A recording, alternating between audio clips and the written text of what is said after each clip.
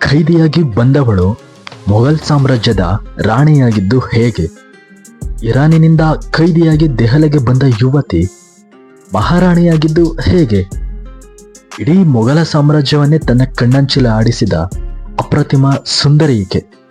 ಬರೀ ಕ್ರೌರ್ಯ ತುಂಬಿದ್ದ ಮೊಘಲರ ಮನಸ್ಸಲ್ಲಿ ಪ್ರೀತಿ ತುಂಬಿದ್ದು ಈ ಖೈದಿಯಾಗಿ ಬಂದಿದ್ದ ಹೆಣ್ಣು. ಅವರು ಬೇರೆ ಯಾರೂ ಅಲ್ಲ, ಮೊಘಲ ಸಾಮ್ರಾಜ್ಯದ ರಾಜನಾಗಿದ್ದ ಜಹಾಂಗೀರ್ನ ಪತ್ನಿ ನೂರ್ ಜಹಾನ್. ಈ ನೂರ್ ಜಹಾನ್ ಅವರ ಬಗ್ಗೆ ತಿಳಿಯೋಕ್ಕೂ ಮುಂಚೆ ದಯವಿಟ್ಟು ನಮ್ಮ ಸ್ಟೋರಿ ವಿತ್ ಬುಲ್ ಚಾನಲ್ನ ಸಬ್ಸ್ಕ್ರೈಬ್ ಮಾಡಿ ನಮ್ಮನ್ನ ಬೆಂಬಲಿಸಿ. ಮೊಘಲ ಸಾಮ್ರಾಜ್ಯ ಅಂದರೆ ಅದು ರೋಚಕತೆಗಳ, ಕ್ರೌರ್ಯದ, ಪ್ರೇಮ ಪರಾಕಾಷ್ಠೆಗಳ ಸಾಮ್ರಾಜ್ಯ ವಿಸ್ತರಣೆಗೆ ಹಪಾಹಪಿಸುತ್ತಿದ್ದ ಮಹಾರೋಚಕತೆಯ ಯುಗ.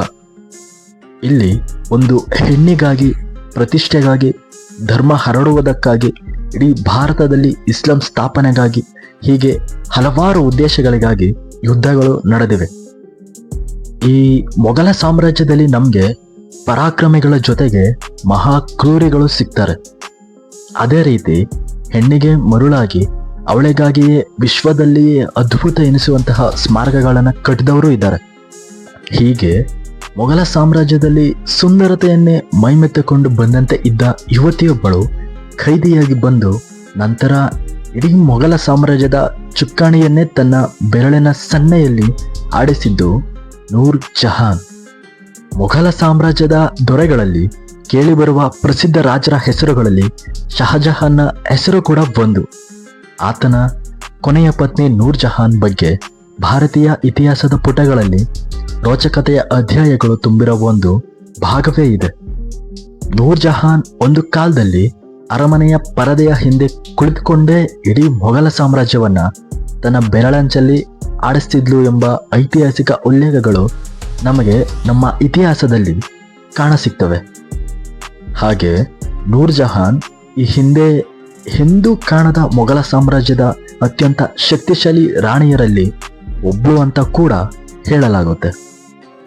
ನೂರ್ ಜಹಾನ್ಲ ಅಸಲಿ ಕಥೆಯನ್ನ ತಿಳಿಯೋಕೆ ಹೋದಾಗ ನಮಗೆ ಸಿಗುವ ಮಾಹಿತಿಗಳೇನೆಂದರೆ, ಅವಳ ಮೂಲ ಹೆಸರು ಮೆಹರುನ್ನೀಸಾ ಅಂತ. ಇವಳು ತನ್ನ 17ನೇ ವಯಸ್ಸಿನಲ್ಲಿ ಅಲಿಕುಲಿ ಎಂಬ ಒಬ್ಬ ಇರಾನಿ ಯುವಕನನ್ನ ಮದುವೆಯಾಗಿರ್ತಾಳೆ.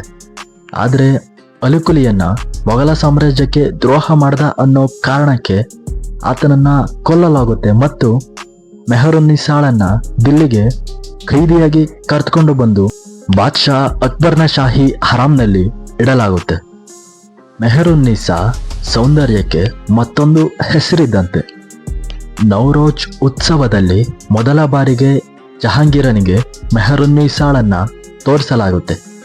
ಆಕೆಯ ಸೌಂದರ್ಯಕ್ಕೆ ಮರುಳಾದ ಜಹಾಂಗೀರ್ 1611ರಲ್ಲಿ ಮೆಹರುನ್ನೀಸಾಳನ್ನ ಮದುವೆಯಾಗ್ತಾನೆ. ಆಗ ಮದುವೆಯ ನಂತರ ಮೆಹರುನ್ನೀಸಾ ಅಂತ ಇದ್ದ ಹೆಸರನ್ನ ನೂರ್ ಜಹಾನ್ ಅಂತ ಬದಲಿಸಲಾಗುತ್ತೆ.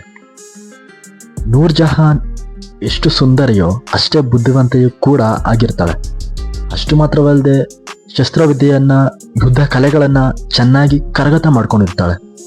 ಇತಿಹಾಸ ಹೇಳುವ ಪ್ರಕಾರ ನೂರ್ ಜಹಾನ್ ಅನೇಕ ಬಾರಿ ಜಹಾಂಗೀರ್ನ ಜೀವವನ್ನ ಉಳಿಸಿದ್ಲಂತೆ.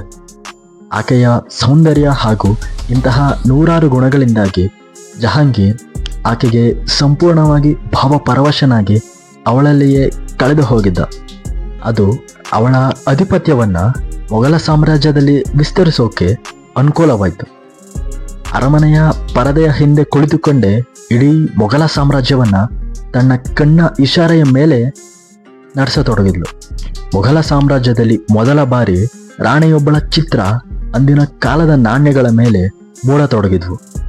ಹಾಗೆ ಮೊಘಲ ಸಾಮ್ರಾಜ್ಯದಲ್ಲಿ ನೂರ್ ಜಹಾನ್ಳ ಆಜ್ಞೆಗಳು ಕೇಳಿಸತೊಡಗಿದ್ವು. ನೂರ್ ಜಹಾನ್ಳಿಂದ ಜಹಾಂಗೀರನಿಗೆ ಯಾವುದೇ ಸಂತಾನ ಪ್ರಾಪ್ತಿಯಾಗಲಿಲ್ಲ.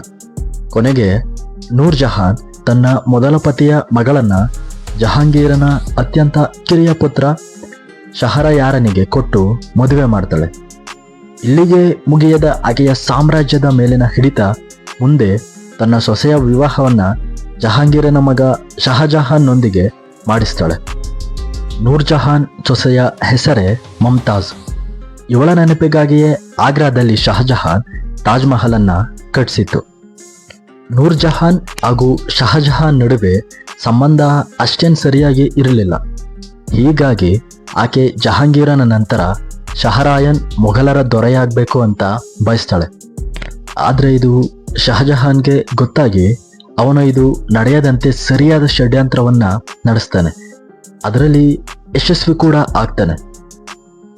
1627ರಲ್ಲಿ ಜಹಾಂಗೀರನ ಮರಣದ ನಂತರ ಮೊಘಲ ಸಾಮ್ರಾಜ್ಯದ ಮೇಲಿನ ನೂರ್ ಜಹಾನ್ಲ ಹಿಡಿತ ಕಡಿಮೆಯಾಗ್ತಾ ಬರುತ್ತೆ. ಕೊನೆಗೆ 1645ರಲ್ಲಿ ನೂರ್ ಜಹಾನ್ ಕೂಡ ಸಾವನ್ನಪ್ತಾಳೆ. ತನ್ನ ಕೊನೆಯ ದಿನಗಳಲ್ಲಿ ನೂರ್ ಜಹಾನ್ ಇಂದಿನ ಪಾಕಿಸ್ತಾನದಲ್ಲಿರುವ ಲಾಹೋರ್ನಲ್ಲಿ ಕಳೆದಿದ್ಲು ಅಂತ ಇತಿಹಾಸದಲ್ಲಿ ಹೇಳಲಾಗುತ್ತೆ.